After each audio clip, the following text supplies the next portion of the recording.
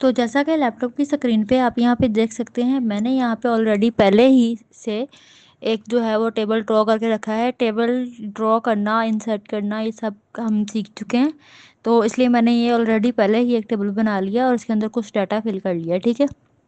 तो आज के लेक्चर में हम बात करने वाले थे कि किस तरह से हम अपनी जो टेबल्स के अंदर रोज और कॉलम्स हैं उनको डिलीट कर सकते हैं। ठीक है।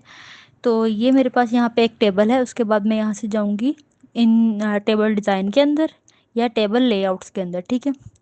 तो टेबल डिज़ाइन के अंदर हम बात कर लेते हैं। यहाँ पे काफ़ी ज़्यादा डिज़ाइन है और टेबल लेआउट्स के अंदर जो है वो यहाँ पे हमारे पास काफ़ी ज़्यादा लेआउट्स हैं। ठीक है। यहाँ से हम आएंगे सिलेक्ट वाले ऑप्शन के अंदर। जैसे ही मैं सिलेक्ट करूँगी सिलेक्ट सेल, तो यहाँ से जो है एक जो है वो सेल जो है वो सिलेक्ट हो जाएगा, जिस भी सेल के ऊपर मेरा ये कर्सर होगा। ठीक है। ये यहाँ से इस तरह से ये देखें, ये यहाँ से हाईलाइट हो गया, यानी कि ये वाला जो है मेरे पास टेबल के अंदर ये वाला सेल जो है वो सिलेक्ट हो गया है। ठीक है। इसी तरह से जब दोबारा मैं इस पर क्लिक करूंगी, सिलेक्ट कॉलम करूंगी, तो ये पूरा का पूरा जो है वो कॉलम जो है वो सिलेक्ट हो जाएगा, जिस तरह के आपको ये स्क्रीन पे शो हो रहा है। ठीक है। इसी तरह से जब हम बात कर लेते हैं दोबारा से यहाँ पे आके, मैं यहाँ पे आके कर लेती हूँ जी इसको। अब इसके बाद सिलेक्ट रो। ठीक है।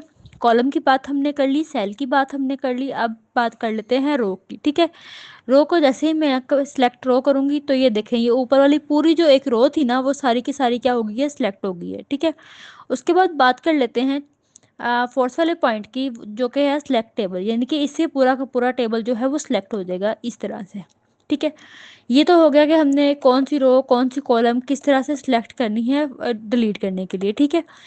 अब ठीक है, अब हमने बात करनी है कि इसके अलावा से हम जो है अपने जो टेबल्स के अंदर जो है किस तरह से उसको डिलीट करेंगे और किस तरह से उसके अंदर मज़ीद इंसर्ट कर सकते हैं।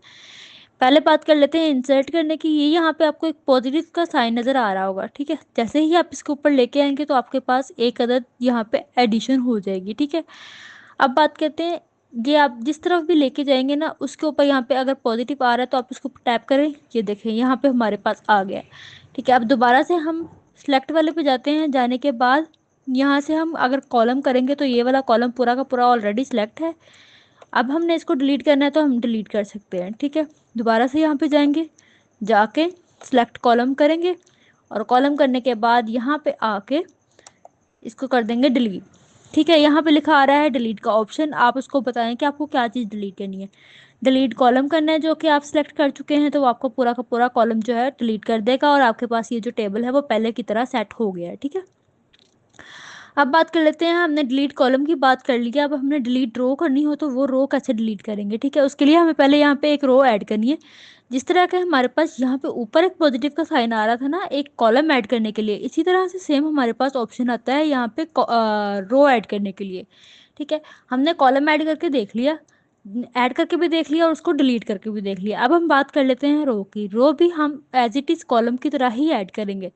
ये पॉजिटिव का साइन यहाँ भी है, यहाँ भी है और यहाँ भी है। ठीक है। आपको जहाँ भी ऐड करना है आप वहाँ पे पॉजिटिव के साइन के ऊपर जाके टैप करें।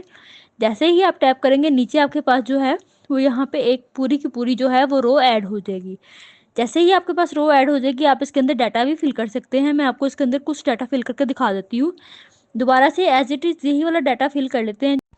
अब मैं जो है यहाँ पे वही वाला डाटा दोबारा से ऐड कर लूँगी जो कि ये ऊपर है। ठीक है। कंट्रोल सी करेंगे, ये मेरे पास जो है वो कॉपी हो गया। जैसे ही मैं यहाँ पे कंट्रोल वी करूँगी यही वाला डाटा यहाँ पे नीचे पेस्ट हो जाएगा।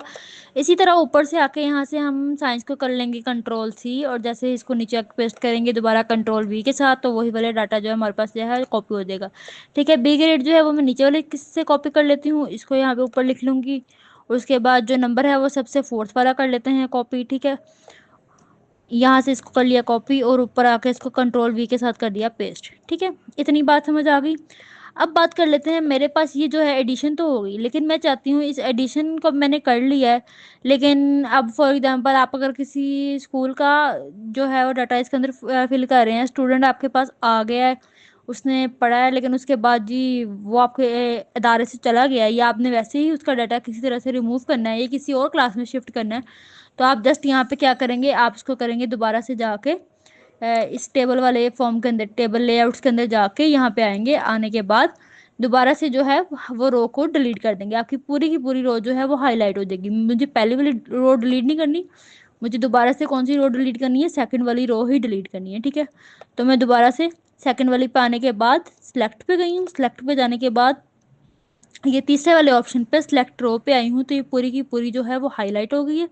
अब इसको क्या करेंगे, अब इसको डिलीट कर लेंगे। यहाँ पे आकर मैंने दोबारा से टैप किया और उसके बाद यहाँ पे मेरे पास डिलीट रो का ऑप्शन यहाँ पे आ रहा है। डायरेक्ट अगर मैंने यहाँ से करना है तो यहाँ से कर लूँगी, अदरवाइज यहाँ पे डिलीट वाली जगह पे क्लिक करके नीचे ये तीसरे नंबर वाला ऑप्शन है डिलीट रो, तो ये पूरी की पूरी रो जो है वो दोबारा से डिलीट हो गई है, ठीक है। उसके बाद ये तो हो गया ऐड और डिलीट करने का तरीका, जो कि मैंने आपको इस वीडियो में समझाना था। उम्मीद करती हूँ समझ आ गई होगी। उसके अलावा जो आपका यहाँ पे जो है, ये ऊपर आपको मजीद ऑप्शंस नज़र आ रहे हैं, इंसर्ट रो कॉलम और नीचे लेफ्ट कॉलम और राइट कॉलम, ठीक है। ये आप अपने अकॉर्डिंग इनको ऊपर नीचे कर सकते हैं, जिस तरह के उसने कहा है कि रो बिलो